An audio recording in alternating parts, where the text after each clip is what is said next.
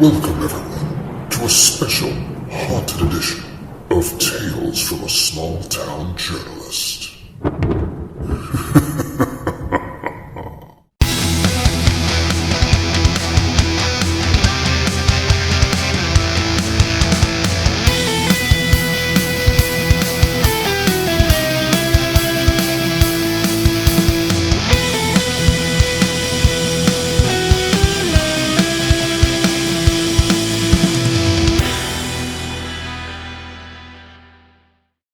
Hey guys, it's a special spooky edition of Tales from a Small Town Journalist for the special spooky season.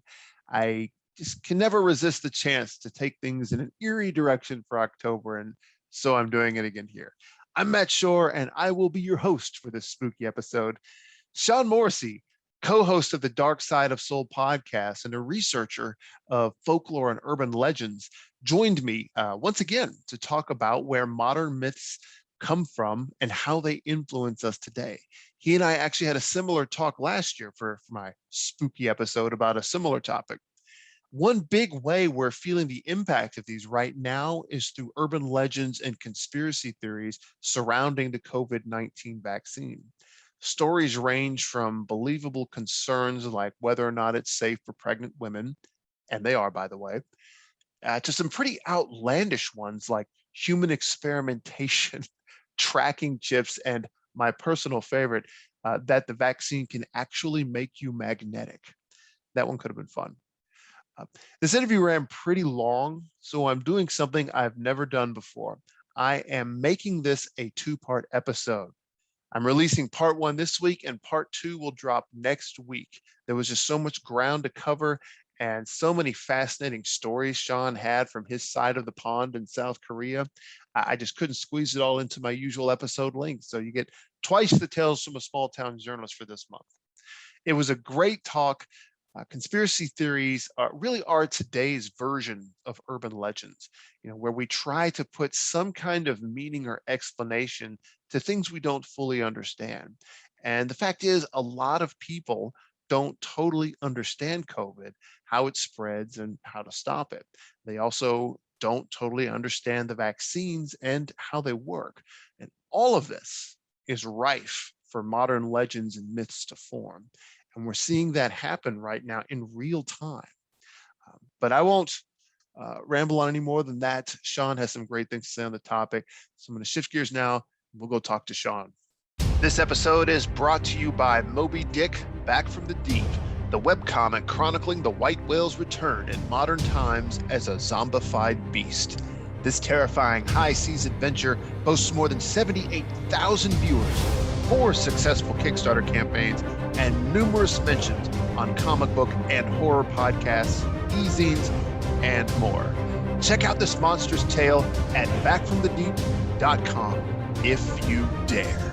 Okay, I am joined by heritage interpreter and co-host of the Dark Side of Soul podcast, as well as the writer of the Dark Side of Soul anthology comic, which is a really great comic. I recommend that to anybody out there. I've got a digital copy myself, but Sean Morrissey, all the way from South Korea. How's it going, man? Not bad. How are you doing today, Matt? Oh, we're okay. Everybody's just getting by as best we can in the midst of a pandemic. Yes, same here. Yeah. And we were just chatting before we went on. You said you were saying how things are kind of worse than they were this time last year, where you are. Yeah, they are. As of this recording, our numbers nationwide are higher than they were this exact date last year. Right. And that was before we even had a vaccine. So that's pretty disheartening, especially since the beginning of the year. We thought we were climbing out of this, and it seems similar to the Spanish flu of beginning of the 20th century. I think the same thing happened. They thought they were out of it, and then boom, they weren't. So history repeats itself. Right. And it's funny how that was just about a century ago.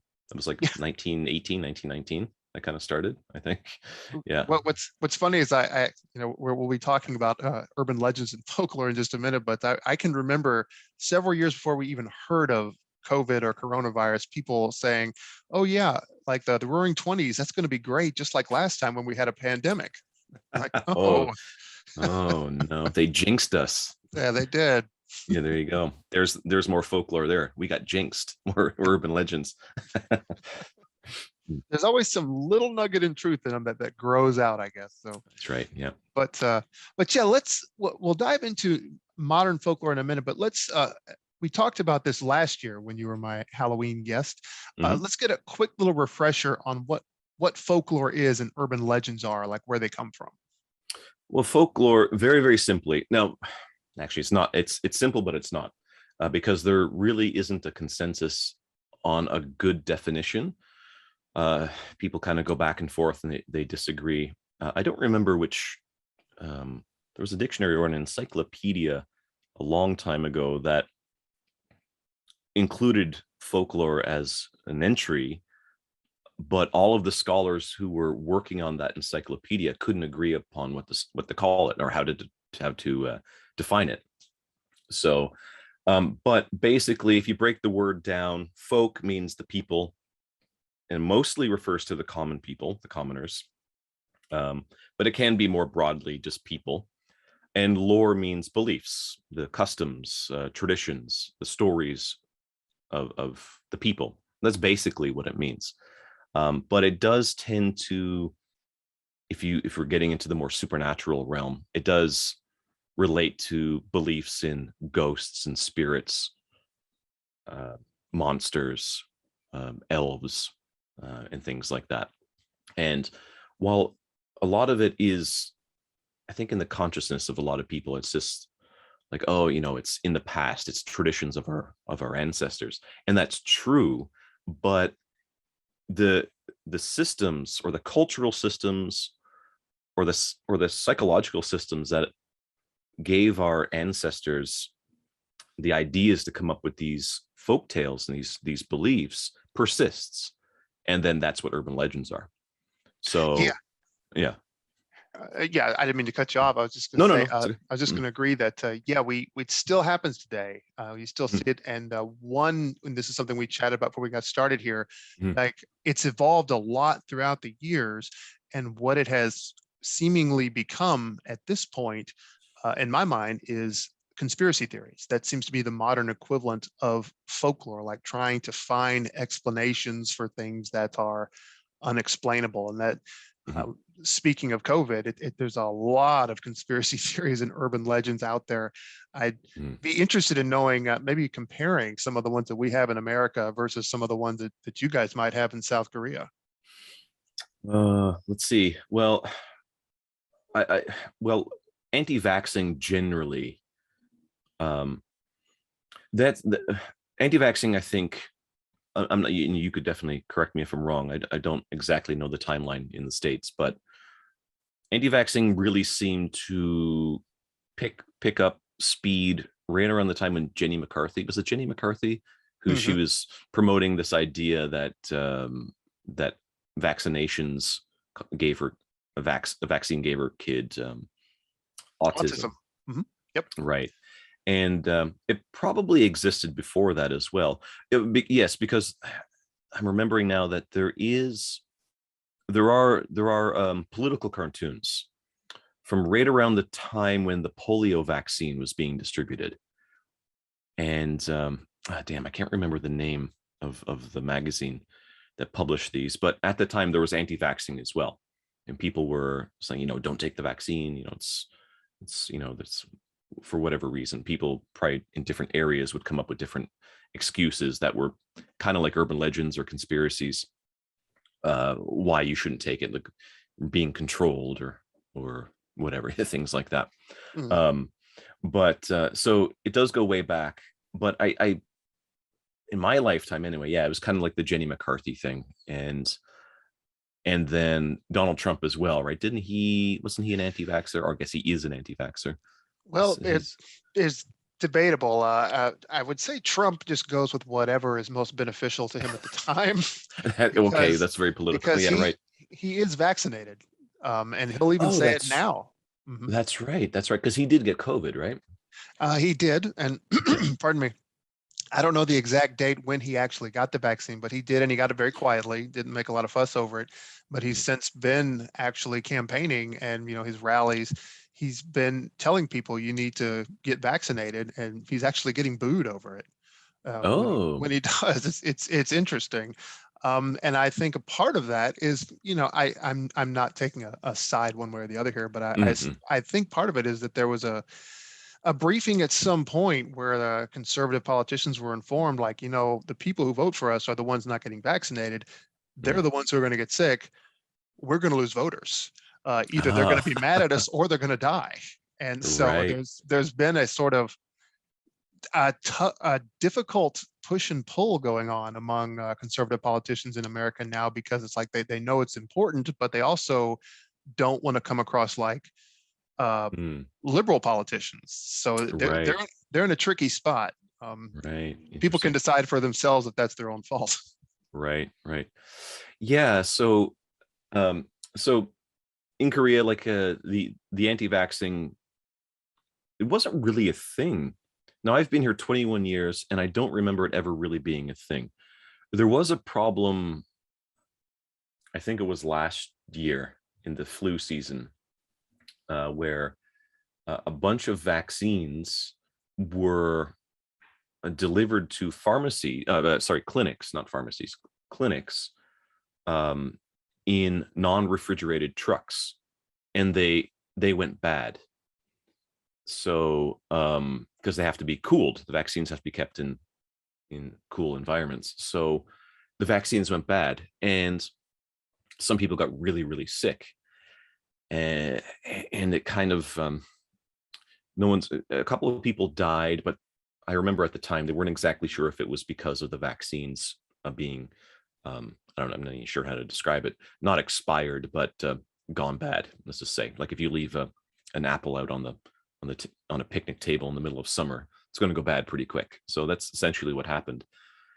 And so the anti-vaccine movement really, which is still very small, but it did start a couple of years before. But after that situation last year, more and more people became concerned about vaccines, and which was awful timing, because the vaccines for COVID-19 were being developed at the time, and so the timing was really bad. And I know a lot of people here who kind of refuse to get vaccinated. They don't want it. Yeah, I know quite a few on my end. yeah. No, So I'd say currently today, that's probably how the U.S. and Korea are similar with some of their conspiracy theories, just not trusting vaccines. I agree with not trusting the government. The government, we have to be a little sometimes we have to be a little bit weary about. I totally agree with that. But at the same time, these conspiracy theories.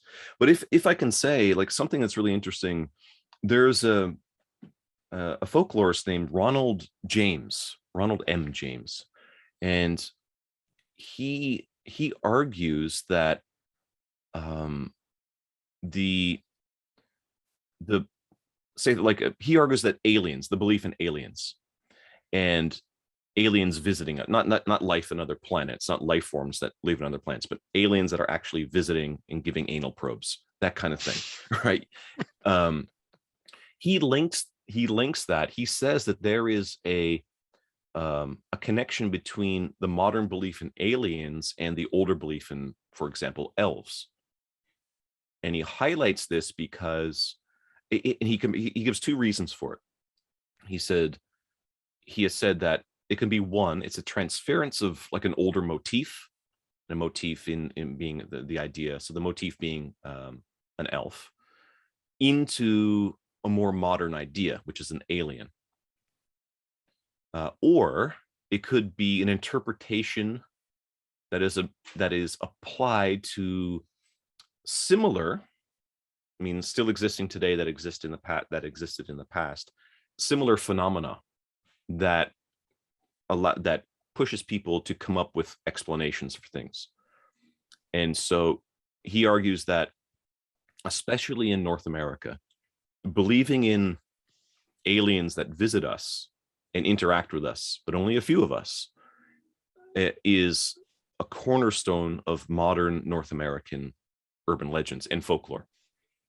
and he runs the line of that back to the older belief in like elves and fairies and things like that. That would So that's fit.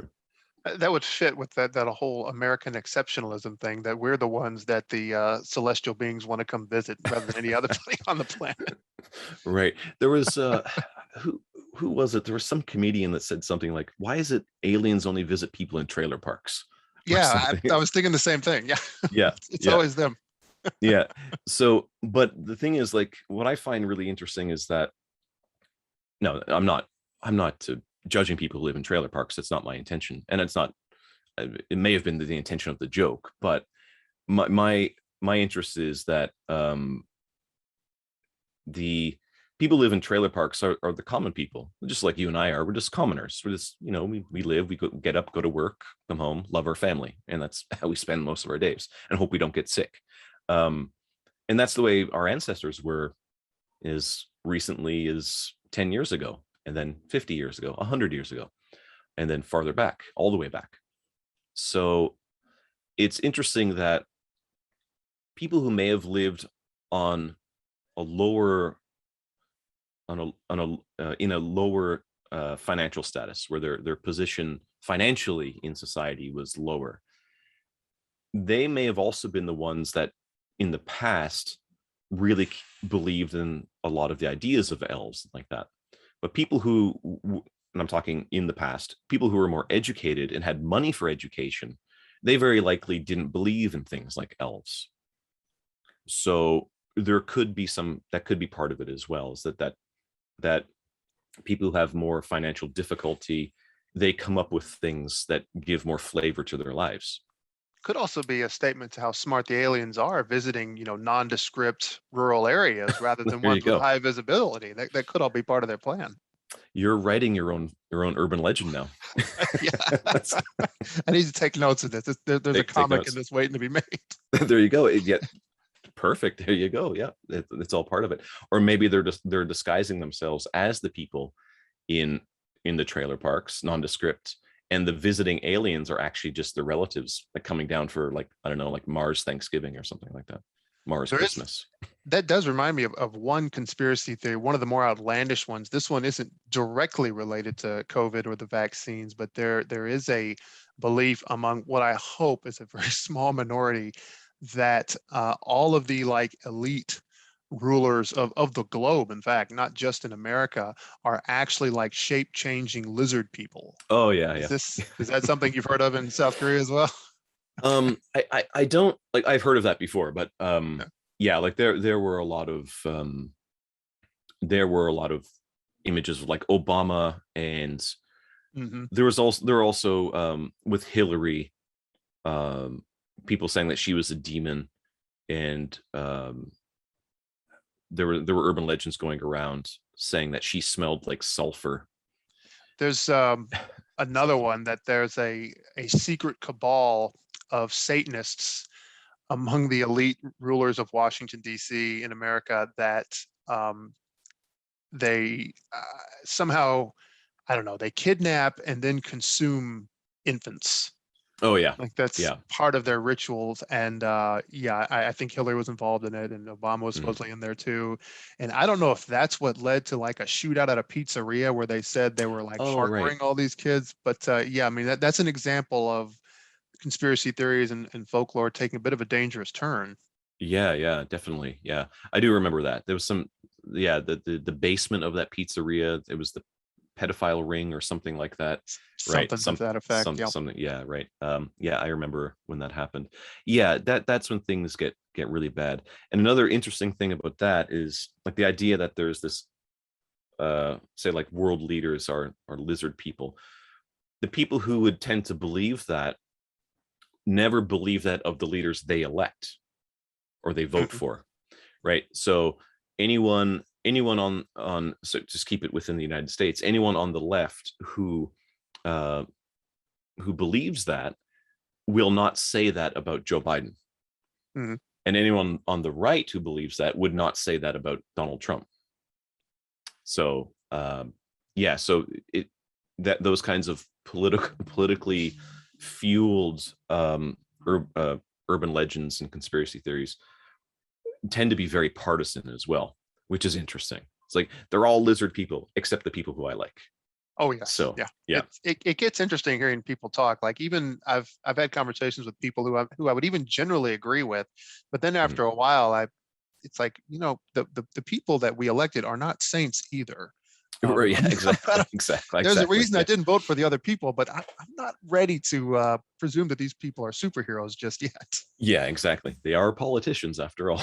Yeah, So, exactly. Exactly. yeah. And Mm, yeah, and what you said a little while back, don't trust the Mm. government, and Mm. I certainly agree with that. I always think it's important to question people in authority. I mean, as a journalist, that was our whole reason for being in a lot of ways, is to Right. question everything that they say. Right. And my whole attitude eventually was like, question what they say and then listen. Like, what's their answer? The ones who gave me, just the usual kind of, I used to call it double speak. Like I would call it corporate double speak, and I would apply it to everybody, where they just say a bunch of pretty words and didn't really answer a thing, Right. versus the ones that would give me an actual like passionate answer. And sadly, the latter was very few.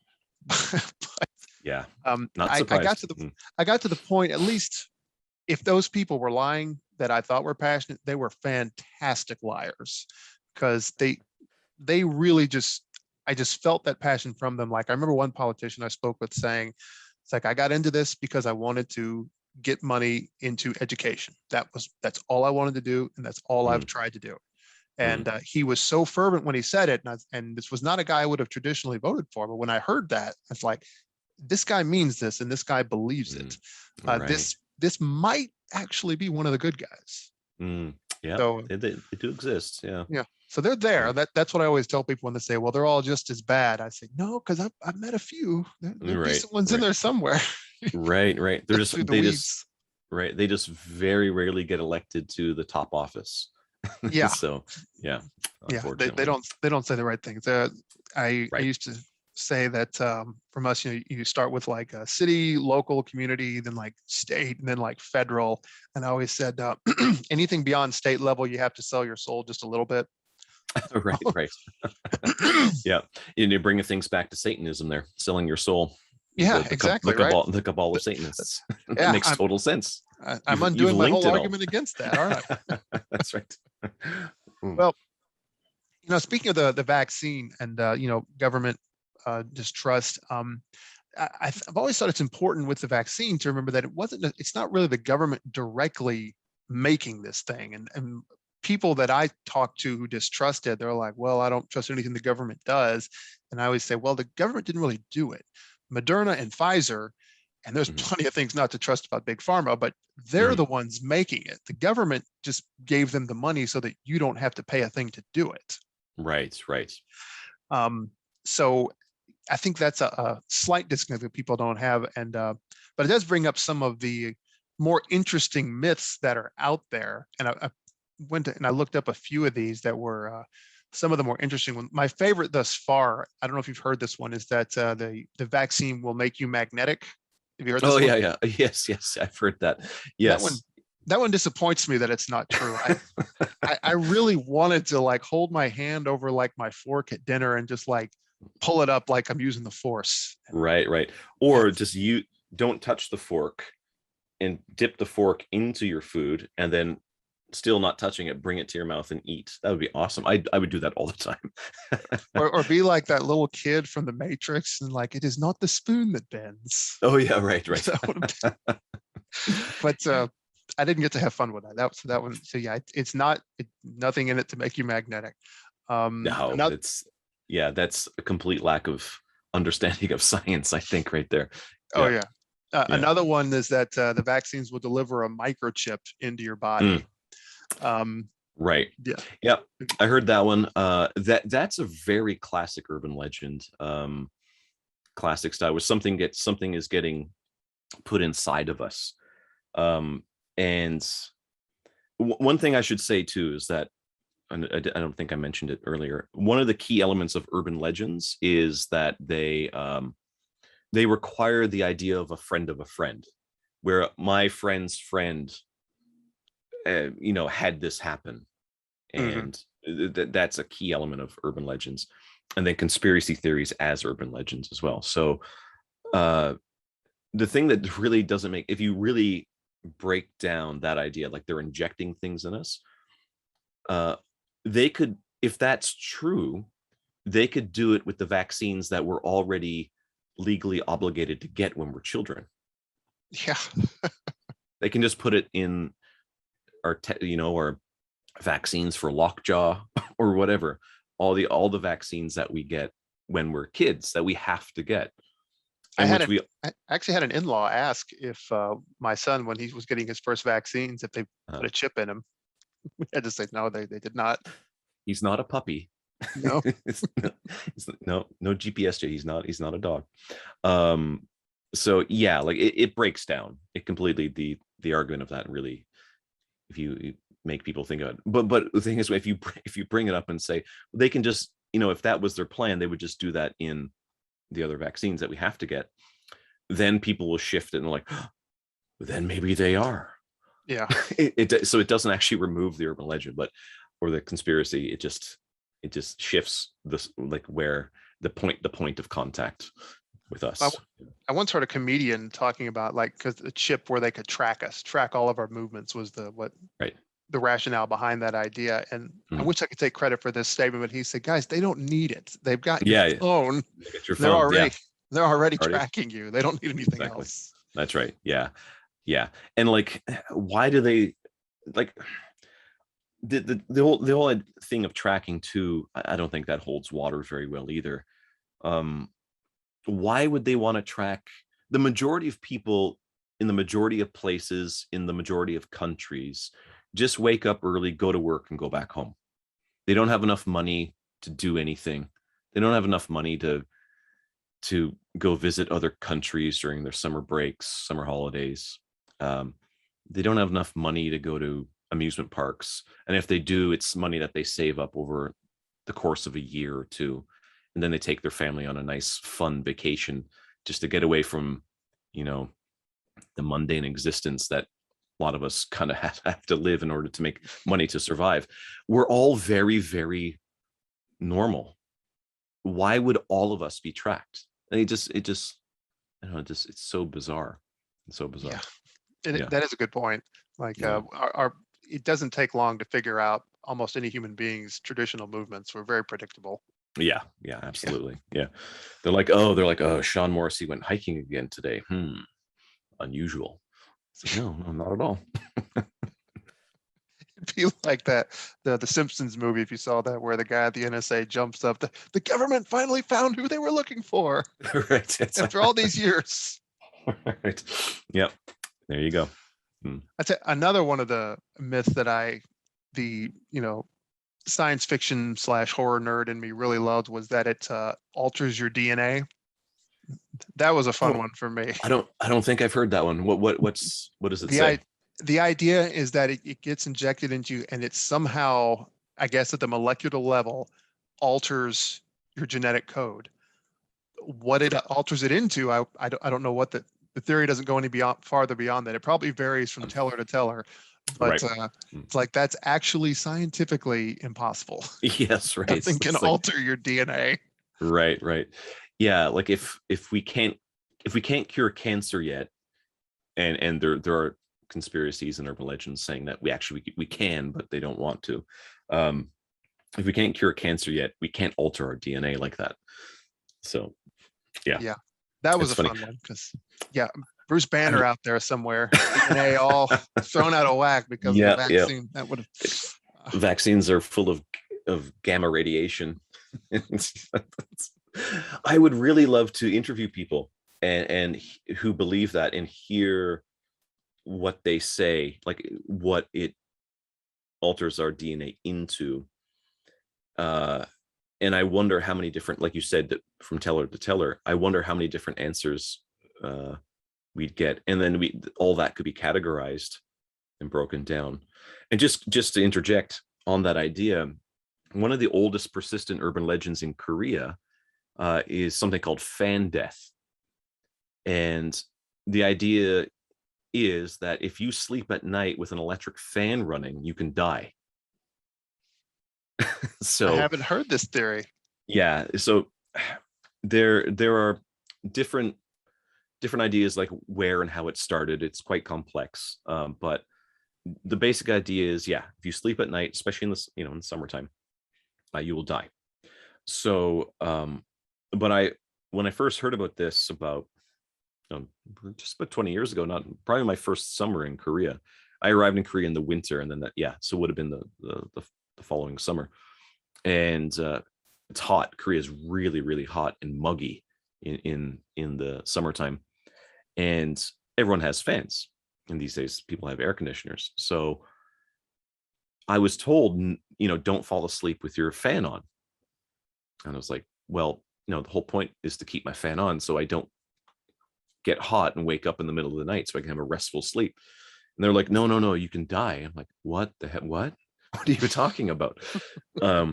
So, and then people told me, it's like, yeah, you can die. It's like, well, how? Like, do you believe that the fan transforms into a Decepticon? Like, what's good? Like, and it kills me in the middle of the night. What are you talking about? And no one could give me a straight answer. And I got so many different answers. The different answers I got were the blades of the fan move so fast that it chops up the oxygen molecules in the air and reduces the oxygen in the room. And I said, okay, well, I love that you said that, because that's fascinating. It's complete nonsense, but it's fascinating. And that's kind of really when I started recording urban legends and folklore in Korea. That was kind of the catalyst that got me really interested specifically in the tales told in Korea. And I said, well, what if I open a door or a window? And they're like, oh yeah, that's fine. So there was a counter, right? Oh, it's okay, because then the air circulates. It's like, okay, so if it's a closed room, like, yes. It's like, my room isn't a vacuum. There is circulation in my room anyway, even with the door and windows closed. The other one was the one that I find really interesting, is that the fan makes the room's temperature so low that your body temperature drops and you die of hypothermia. And I said, well, that's like, I love that you said that too, because that's fascinating. But what happens in the middle of the night if you're cold? You wake up. Your brain says, you're too cold. Wake up. You wake up. Even if you're really, really drunk, you fall asleep, you'll probably kind of stagger and wake up. It's like, oh, I'm freezing, and pull a blanket over yourself. But death, if I'm remembering right, death from hypothermia happens at 28, the core body temperature of 28 degrees Celsius. Sorry, I don't know Fahrenheit. So core body temperature in Celsius is 36 degrees, roughly. When our body temperature drops to, I think it's 34, 33 degrees, that's kind of like the onset of hypothermia. That's the beginning stages. And then if it drops lower to like 30 degrees, you're in danger. And like, you're starting to lose body function. And then I think right at 28 degrees, that's when the brain starts to stop functioning. And then you can have brain death. And then probably your internal organs start to get too cold, and then they stop functioning as well. I think most of that is right. There's no way an electric fan on a hot night is going to drop your temperature that low where you're going to die. But yeah, so that's a very common urban legend that these days is kind of gone. It doesn't really, most people don't really believe in it. But still in Korea today, when you buy a fan, most of them have timers. So you can set the timer on your fan. In Canada, we do not have timers on our fans. No timers here either. Yeah, right. And you're in the South, right? Where do you live in the South? Yeah, right. It's pretty hot there, right? And muggy. Yeah. Right. Leave fans on all the time. Yeah, right. So in Newfoundland, where I'm from, never ever gets that hot, but it can get hot enough in the daytime, never at night, where you might want to put on a fan. But anyway, yeah, that's an interesting thing in Korea. But when you said like it depends on the DNA being morphed somehow by the vaccine, and the reason or the result varies from teller to teller, that made me think of the fan death, and no one has a clear answer. Just that the fan causes this, but the result, there are variations of the result.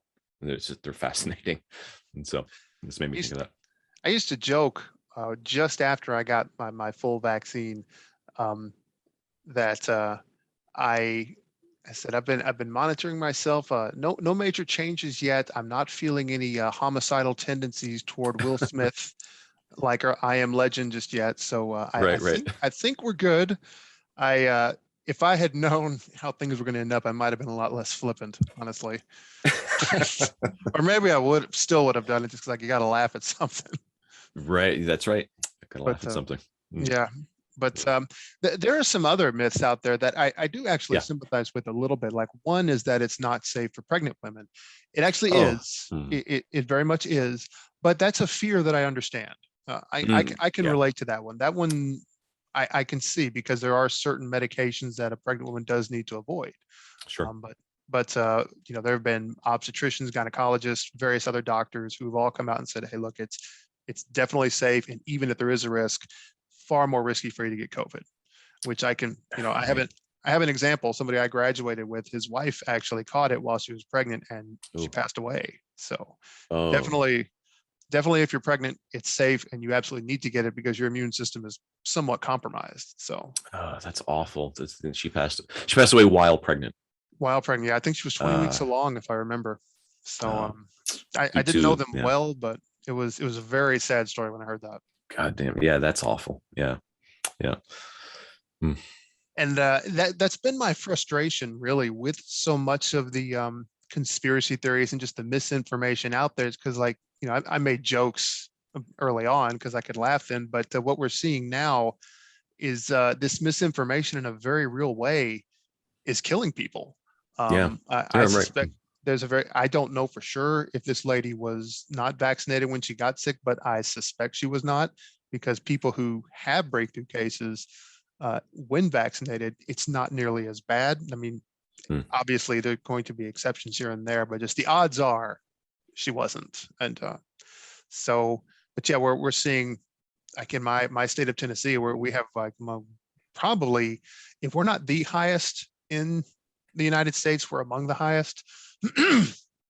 Pardon me. And it's all due to vaccine hesitancy, and people have, and the thing that I've noticed is when I've a lot of times I try to avoid conversations about it, because if I talk to people for not even very much, they'll throw that little bit of doubt into your Mm. head. And Hmm. it's like, I know for a fact these things are safe, and I know for a fact they work. Mm. And because like I work like alongside people who are like right there in there, who know. It's like all the information is out there, it's transparent, it's all there, but it just puts that little bit of doubt, and that's really all it takes, because a lot of these people, it's just that, well, I'm just not sure. Mm. And that's a really difficult thing to combat when it comes to something where it's like, oh, you actually have to go and get something foreign injected into yourself. It is a little bit of a high ask, but it's Mhm. it's our only way out of this.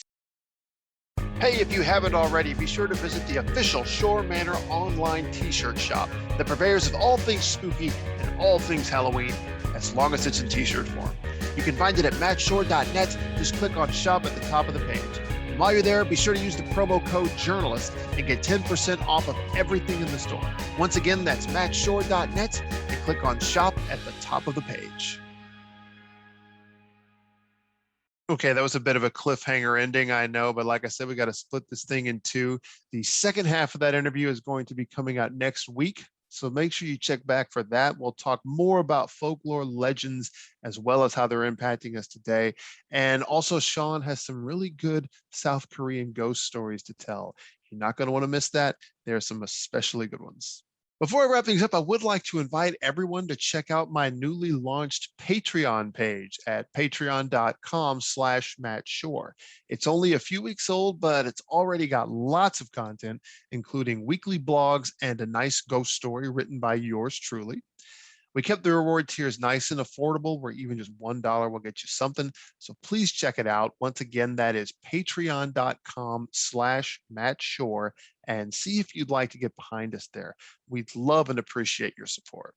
This podcast is part of Shore Manor Studio, which you can find on Facebook and YouTube. Please look us up there and like, follow, and subscribe. You can find us on Facebook at facebook.com/Shore Manor and on YouTube by going to tinyurl.com/Shore Manor YouTube. All of this show's episodes are there in their entirety and now with video. And speaking of video, my wife and I have our own YouTube show now, the Shore Manor Chronicles, which is all about our spooky adventures centered around Halloween. Our last episode was all about our pumpkin garden, and our next one is going to be about the vacation we're about to take in Salem, Massachusetts, aka Witch City. So check that one out on our YouTube channel. Once again, that's tinyurl.com/Shore Manor YouTube. You can also sign up for our official newsletter on my website at mattshore.net. Just click on newsletter in the menu at the top of the page, or you can get there directly by visiting mattshore.net/newsletter. You'll be the first to hear about announcements, exclusive discounts, and giveaways, so don't miss that. And you can look us up on our official website at mattshore.net, where you'll find this and previous episodes archived. Just click on the podcast link at the top of the page. And finally, if you would like to connect with me directly, you can find me on Twitter at @TheMattShore and on Instagram at The Shore. Or if you want to go old school, you can email me at mattshore@hotmail.com. Finally, I have decided to join the TikTok bandwagon. So if you're there, you can find me at @the1 Matt Shore. That's #1 Matt Shore. So thanks for checking out this episode. And I would like to just tell everyone to be safe right now. The pandemic is, we're in another wave, and it's discouraging that things are where they're at, but we will get past this. We've gotten past everyone before, and I have absolute faith that we'll get past this one as well. It's going to be challenging. There are going to be some hard times ahead without a doubt, but we can and will get through it. In the meantime, if you're not vaccinated, I would like to just throw out an urge from myself to, talk to your doctor. I'll just say that. Talk to your doctor, a doctor that you trust, and get information from them. They may not be able to tell you the information about where all these wild conspiracy theories are coming from, but they can tell you if the vaccine is safe for you. And that's what's important. So in closing, keep reading, keep listening, and stay spooky.